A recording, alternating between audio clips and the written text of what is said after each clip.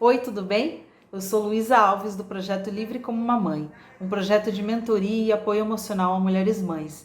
Hoje eu estou aqui, através do SESC Registro, por meio do programa Espaço de Brincar, para falar para você sobre criação dos filhos e machismo estrutural.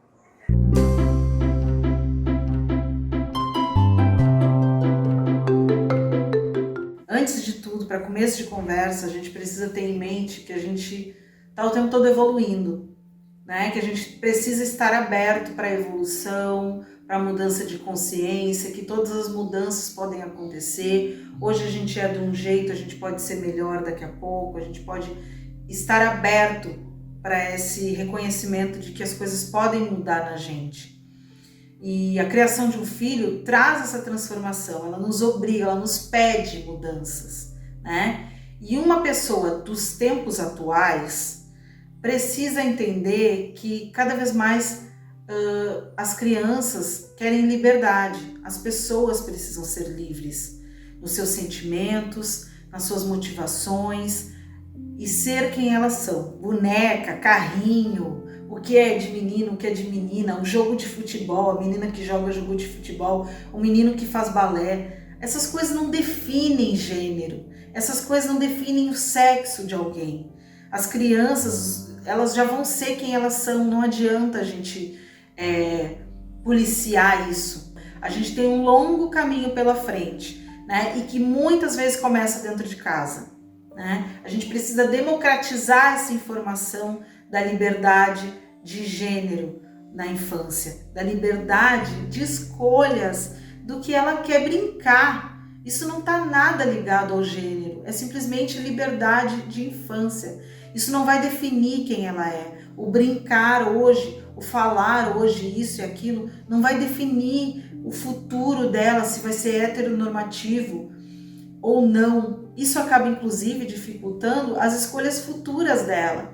As escolhas de profissão, que elas estejam sempre, meninas estão sempre ligadas ao cuidado, as profissões de mulheres, as profissões de homens, a vida que uma mulher deve seguir, a vida que um homem deve seguir, os comportamentos que homens heteronormativos devem ter, os comportamentos que mulheres heteronormativas devem ter com o seu corpo, com a sua visão de mundo, com as perspectivas da sua vida, com os seus desejos. E não, se a gente cria desde já crianças livres, a gente tem futuros livres, a gente tem pessoas que querem escolher para si, que querem ser o que elas querem ser, né? Porque já é uma visão individual de um ser humano que heteronormativamente tem que ser de determinado jeito, porque mulher faz coisas de mulheres, mulher é naturalmente mais sensível, mulher é naturalmente mais romântica, mulher é naturalmente mais cuidadora, e o homem não, ele é muito mais corajoso, ele vai, ele se joga, ele se desafia, ele é competitivo. Já a mulher não, ela lida com as coisas que são ligadas ao cuidado, né? E a menina, ela deve só brincar de cuidar de outra criança, ela deve ficar bonita para os homens, para o olhar dos homens. Então a criança já começa a se maquiar desde cedo, já cuidar da sua própria beleza. O homem naturalmente é descuidado. O menino, quanto mais bagunceiro, quanto mais bagunçado, quanto mais desleixado com o seu visual, é porque ele é masculino. É na infância que tudo acontece, que tudo começa, que essa criança começa a entender quem ela é no mundo. Ela começa, através do outro, entender quem ela é. Ela começa a ter as referências dela, ela começa a entender o que ela deve ou não falar, o que é legal ser, como que é legal agir, como que é bom se comportar. Então, se ela quer ser alguma coisa, né, ela quer brincar de astronauta, a menina quer brincar de futebol, né, que ela quer brincar de bola, o menino quer brincar de boneca, ele quer ser pai, ele quer segurar essa criança, fazer sacudir. Ela é tolhida de alguma maneira, o medo de ser aquilo, de não atender, né, as expectativas, de ser rejeitado, né, diante do outro, é muito grande, né? O que começa a basear a cabeça dessa criança com o passar do tempo é muito rápido, em que ela tem que atender às expectativas do outro e não dela mesma, né? Ela não consegue filtrar isso. E aí ela cresce um ser humano completamente dissociado do que ela poderia ser, né? Então, assim, essa menina poderia ter brincado mais de carrinho e poderia gostar de aprender a dirigir, né? Poderia gostar de carros, por que não? Isso não vai definir o gênero dela, né? Então, esse menino que gosta de brincar de boneca, ele vai crescer e vai ser talvez um pai muito presente, gostar de cuidar, vai escolher uma profissão que seja muito ligada ao cuidado, né? E aí, de repente, ele é tolhido disso desde a infância, porque cuidar não é legal.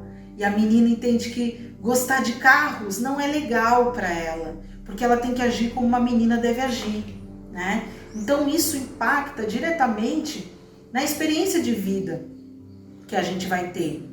Então, quando a gente retrai a criança, a gente julga, a gente policia ela com as nossas palavras, com o nosso olhar diante de como que ela está falando, como que ela está dançando, como que ela está brincando, a gente está colocando limites na liberdade dela. A gente está colocando prisões emocionais diante da expressão, da expressividade dela diante da vida. Porque o brincar é um reflexo do mundo que ela vê. E às vezes o mundo que ela vê é um mundo cheio de carros, de pessoas que andam de carros, que gostam de carros, e ela só está expressando ali na brincadeira o que ela tanto gosta de ver, né? E o menino a mesma coisa, ele ama ser bem cuidado, ele tem ali um avô muito presente, ele vê a mãe cuidando muito bem dele, ele tem um pai muito presente, e aí ele só está expressando aquele cuidado, ele está gostando daquilo, de ter um bebê, de ter um boneco, de brincar da lida com uma casa, né? Ele só está expressando isso. E às vezes a gente está tolhindo. A gente está dizendo que porque ele está brincando disso, ele vai ser de determinado jeito no futuro. E isso não pode acontecer.